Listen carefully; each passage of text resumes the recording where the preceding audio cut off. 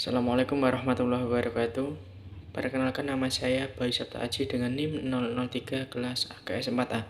Pada video kali ini saya akan membuat video untuk memenuhi tugas Bapak Muhammad Rofiuddin yang berjudul tentang regresi berganda. Regresi berganda.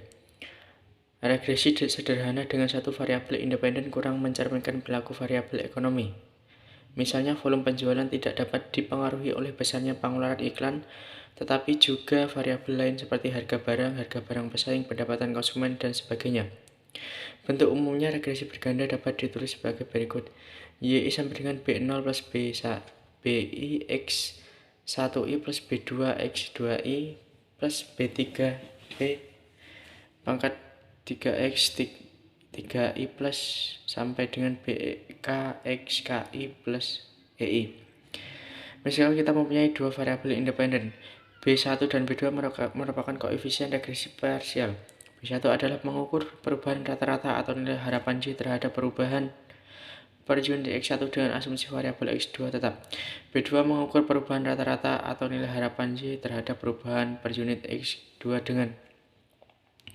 dengan masuk ke ketiga, yaitu metode OLS untuk mendapatkan koefisien regresi berganda sebagai berikut.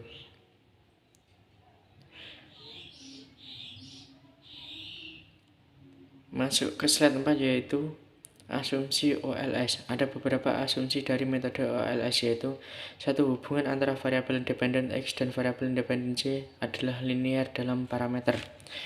2.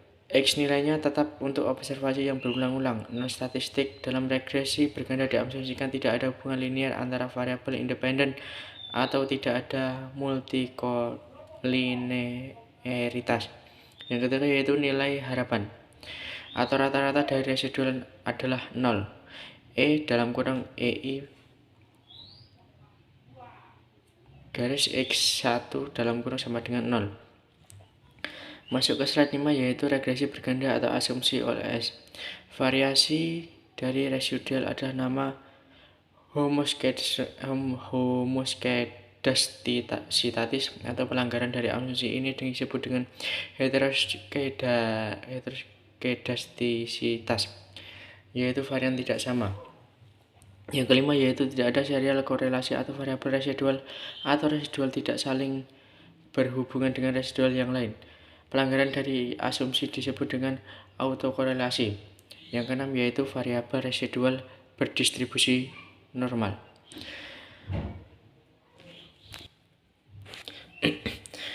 Masuk ke slide 6, yaitu jika asumsi 1 sampai 5 terbunyi menghasilkan estimator yang tidak bias, linear, dan mempunyai varian yang minimum. Yang pertama yaitu tidak bias, yaitu nilai harapan sama dengan nilai yang sebenarnya. Linear, yaitu linear terhadap variabel dependensi. Yang kedua yaitu varian yang minimum. Estimator yang tidak bias dengan varian minimum disebut estimator yang efisien. 16. Standard error of the match. Standard error of the match mengukur persebaran atau variasi nilai aktor terhadap nilai prediksi yang berada pada garis regresi. Formula standard error of the match regresi berganda sebagai berikut. Masuk ke slide 7, yaitu 16.4 standard error of coefficient. Formula untuk menghitung standar error untuk koefisien regresi yaitu R12 merupakan korelasi antara variabel independen X1 dan X2. Contoh regresi berganda dengan jumlah variabel independen yaitu bagaimana pengaruh besarnya harga dan pengeluaran iklan mempengaruhi nilai penjualan komputer per bulannya. Sebanyak 20 toko komputer diambil sebagai sampel secara random. Masuk ke slide 8, yaitu YI sama dengan B0 plus B1 X1 I plus B2 X2 I plus E1. Y sama dengan penjualan atau juta per bulan. X1 sama dengan harga juta, X2 dan sama dengan penggunaan iklan. A carilah koefisien regresi dan interpretasikan nilai koefisien regresi. B carilah besarnya standard error of coefficient. Masuk ke slide 9, yaitu mencari koefisien regresi berganda dengan SPSS. A. Intercept B0 sama dengan 109,680, artinya ketika harga dan pengeluaran ikan besarnya besarnya 0, volume penjualan sepeda motor sebesar 109,685 juta. Besarnya koefisien regresi harga B1 sama min 7,360, artinya ketika harga naik turun sebesar 1 juta rupiah, maka nilai penjualan akan naik turun sebesar min 7,360 juta. Dengan opsi pengeluaran iklan 0, besarnya koefisien regresi pengeluaran iklan B2 5,093, artinya ketika pengeluaran iklan turun sebesar 1 juta, maka nilai penjualan akan naik turun sebesar 5,093 dengan asumsi harga 0. B. Besarnya standar error of koefisien regresi masing-masing sebesar 12,799, 2,06 dan 1,597. Masuk ke slide 10, yaitu koefisien determinasi dan koefisien determinasi yang disesuaikan. Koefisien determinasi nilainya tidak pernah menurun jika variabel independen terus ditambah, walaupun penambahan variabel independen belum tentu mempunyai pembenaran dari teori ekonomi ataupun logika ekonomi. Sebagai alternatifnya digunakan koefisien determinasi yang disesuaikan ajus agar nilainya tidak merupakan fungsi dari variabel independen. Kembali ke kasus sebelumnya, pengaruh harga dan iklan terhadap penjualan komputer. Carilah koefisien determinasi dan koefisien determinasi yang disesuaikan dan dibandingkan hasilnya. Apa artinya nilai koefisien determinasi yang Anda dapatkan tersebut? Masuk ke slide 11, yaitu mencari koefisien determinasi dengan SPSS. A. Besarnya koefisien determinasi 0,593 dan besarnya koefisien determinasi yang disesuaikan sebesar 0,546. Nilai koefisien determinasi yang disesuaikan lebih kecil dari nilai koefisien determinasi. B. Nilai koefisien determinasi sebesar 0,593 mempunyai makna bahwa variasi penjualan komputer didasarkan oleh variasi harga dan pengeluaran iklan sebesar 59,3%, sisanya sebesar 40,7% dijelaskan oleh variabel lain. Masuk ke slide 12, yaitu evaluasi harga regresi meliputi 1. Penilaian seberapa baik. Yang kedua, uji signifikan model, yaitu uji pengaruh semua variabel independen secara serentak terhadap variabel dependen melalui uji F. Yang ketiga, yaitu uji signifikan pengaruh variabel independen terhadap variabel dependen secara individu melalui uji T. 4. Uji asumsi regresi linear klasik atau ordinary least squares atau OLS. Masuk ke slide 13, yaitu uji kebaikan garis regresi melalui R2. Pada contoh regresi berkedok volume penjualan komputer diketahui bahwa besarnya koefisien determinasi sebesar 0,593. Angka ini berarti bahwa variasi harga dan pengeluaran iklan mampu menjelaskan variasi penjualan komputer sebesar 59,3%. Sisanya sebesar 40,7% disebabkan oleh variabel independen yang lain. Uji signifikan model dengan uji F. Uji F digunakan untuk uji signifikan model, yaitu apakah semua variabel independen secara serempak terhadap variabel dependen. Uji F menggunakan analisis varian, analisis of variation atau ANOVA. Masuk ke slide 14, yaitu prosedur uji dapat dihasilkan sebagai berikut. HO sama dengan B1 sama dengan B2 sama dengan B3 sampai dengan BK sama dengan 0. HA B1 B2 B3 sampai dengan BK4 sama dengan 0. Hipotesis 0 mengatakan semua variabel independen secara bersama-sama tidak berpengaruh terhadap variabel independen, dan hipotesis alternatifnya menyatakan semua variabel independen secara bersama-sama mempengaruhi terhadap variabel independen. Mencari nilai dan nilai kritis dari tabel disebut F. Nilai kritis dicari berdasarkan besarnya signifikan dan DF. Besarnya ditentukan, DF ditentukan oleh numerator K-1 dan DF untuk denominator N-K. Masuk ke slide 15, yaitu keputusan menolak atau gagal menolak HO. Jika F hitung lebih besar dari F kritis, maka nilai menolak HO. Jika F hitung lebih kecil, maka gagal menolak HO. Masuk ke slide 16, yaitu nilai F hitung 12,406 lebih besar nilai kritis 3,59 sehingga menolak hipotesis 0. Kesimpulannya, harga dan pengaruh nilai iklan secara bersama-sama berpengaruh terhadap volume penjualan sepeda motor. Masuk ke slide 17, yaitu uji signifikan model dengan p-value. Yang pertama, keputusan menolak atau gagal menolak HO pada uji F bisa dilakukan dengan membandingkan antara nilai p-value dengan tingkat signifikan dipilih dengan signifikan. Jika nilai p-value lebih kecil, yang dipilih maka nilai menolak HO. Jika lebih besar maka gagal menolak HO. Nilai p-value 0,00, lihat kolom signifikan lebih kecil dari 0,05 sehingga menolak hipotesis 0. Masuk ke slide 18, yaitu uji T digunakan untuk signifikan berpengaruh variabel independen secara individu terhadap variabel dependen. Prosedur uji T1, uji hipotesis 1 sisi positif, uji hipotesis 1 negatif, dan uji hipotesis 2 sisi. Masuk ke slide 19 yaitu nilai T kritis dari tabel distribusi pada signifikan dan degree of freedom sebesar n min k, di mana n sama dengan jumlah observasi dan k sama dengan jumlah parameter estimasi. Nilai T hitung dicari dengan formula sebagai berikut.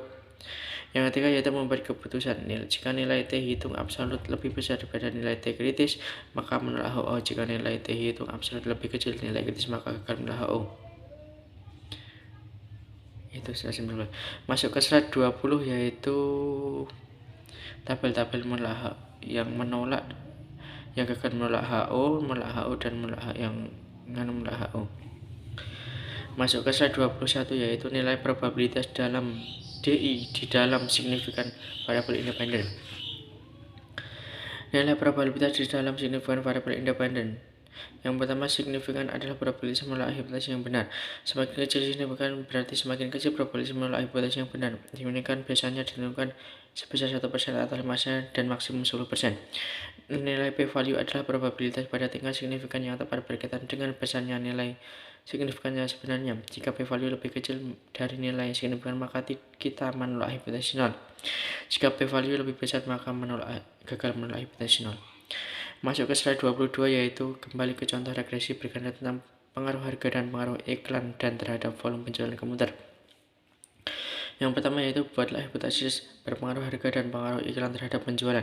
B. Ujilah dengan uji T apakah variabel harga dan pengaruh iklan berpengaruh terhadap penjualan komputer dengan tingkat signifikan 1%. C. Uji apakah variabel harga dan pengaruh iklan terhadap penjualan komputer dengan menggunakan evaluasi nilai p-value. Masuk ke slide 23 yaitu A. Variabel harga dan pengelolaan iklan berpengaruh negatif dan positif terhadap penjualan.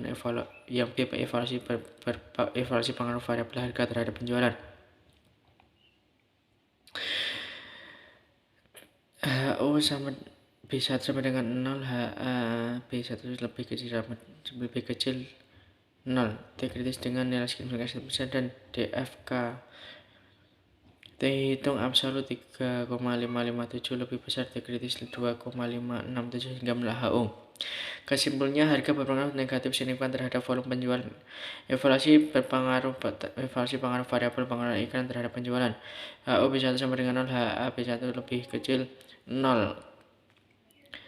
T kritis dengan signifikan 1% dan DF K sama dengan 20 min 3 sama dengan 7 pada uji 1 sisi sebesar 2,567 dihitung 5,097 bagi 1,597 sama dengan 3,189 dihitung absolut 3189 lebih besar T kritis daripada 2,567 hingga menolak HO. Masuk ke slide 24 yaitu evaluasi pengaruh variabel independen dengan p-value. Setiap program komputer memberi informasi nilai p-value koefisien regresi. Nilai p-value ditunjukkan pada kolom signifikan di program SPS. Nilai ini merupakan nilai uji dari dua sisi, sedangkan satu sisi maka harus dibagi dua. Evaluasi berpengaruh variabel terhadap penjualan. Nilai koefisien harga sebesar 0,002 bagi 2 sama dengan 0,001 lebih kecil daripada 0,01 sehingga menolak HO. Artinya harga berpengaruh negatif terhadap penjualan komputer. Evaluasi berpengaruh variabel pengeluaran iklan terhadap penjualan. Nilai koefisien atau pengeluaran iklan 0,005 bagi 2 sama dengan 0,025 lebih kecil 0,01 sehingga menolak HO. Artinya berpengeluaran iklan berpengaruh positif terhadap penjualan komputer. Masuk ke slide 25 yaitu variabel independen kualitatif. Ada dua jenis variabel di dalam regresi yaitu variabel kuantitatif dan kualitatif. Variabel dilakukan dalam bentuk angka numerik disebut variabel kuantitatif seperti volume penjualan, pengeluaran iklan. Variabel dilaporkan dalam bentuk atribut bukan angka numerik disebut dengan variabel kualitatif berdasarkan jenis kelamin, tingkat pendidikan.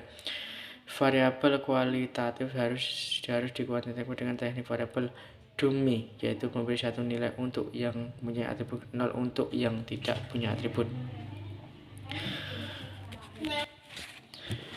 Masuk ke slide 26 yaitu Pada kasus regresi sebelumnya, apakah pemberian diskon yang diberikan oleh toko komputer mempengaruhi penjualan komputer? Toko yang memberi diskon mampu menjual lebih banyak komputer sehingga diberi angka 1 dan angka 0 diberikan kepada toko yang tidak memberi diskon.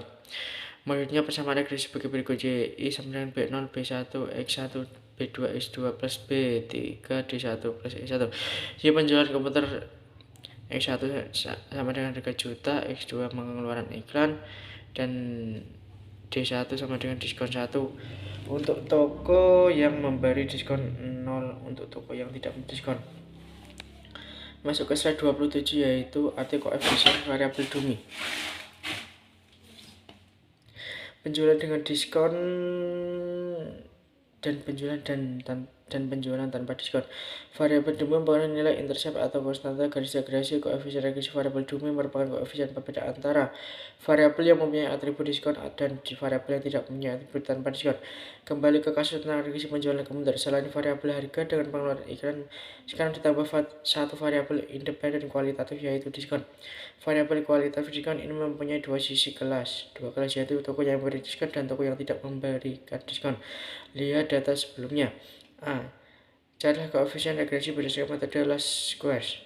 B. Evaluasi kebaikan garis regresi. C. Ujilah kelayaan model regresi dengan signifikan 5%. Masuk ke slide 28, yaitu D. Apakah variabel harga, pengeluaran iklan, dan diskon berpengaruh terhadap penjualan komputer secara individual dengan signifikan 5%? Interpretasikan hasil regresi berdasarkan koefisien regresi untuk variabel harga dan pengeluaran iklan. Jika diskon berpengaruh terhadap penjualan, bagaimana artinya koefisien regresi variabel Dummy diskon tersebut? Masuk ke slide 29, yaitu estimasi regresi berganda dengan SPSS. Langsung saja masuk ke slide 30, yaitu nilai koefisien regresi bisa dilihat dalam tampilan koefisien. Hasil ini bisa dilaporkan dalam bentuk persamaan regresi sebagai berikut. Y sama dengan 141,028 min 13,380 X1 plus 4,835 X2 plus 8,108 D. B besarnya koefisien determinasi bisa dilihat tampilan model summary. Nilai koefisien determinasi 0,830 artinya variasi penjualan komputer dihasilkan oleh variasi harga, pengeluaran iklan, dan diskon 83%. D. Uji signifikan variabel independen dievaluasi dengan p-value pada tampilan koefisien pada kolom signifikan. Karena uji satu sisi, maka signifikan harus dibagi dua variabel dengan harga pengeluaran iklan signifikan pada 1%, sedangkan variabel diskon signifikan pada nilai 5%. Masuk ke slide 31, yaitu koefisien D1 13,380 berarti jika harga naik sebesar 1 jam penjualan naik dengan asumsi faktor pengeluaran iklan dan diskon tetap. Masuk ke slide 32, yaitu metode LS menghasilkan estimator yang tidak bias, linear, dan efisien Blue. Asumsi terhadap berkaitan dengan residual, yaitu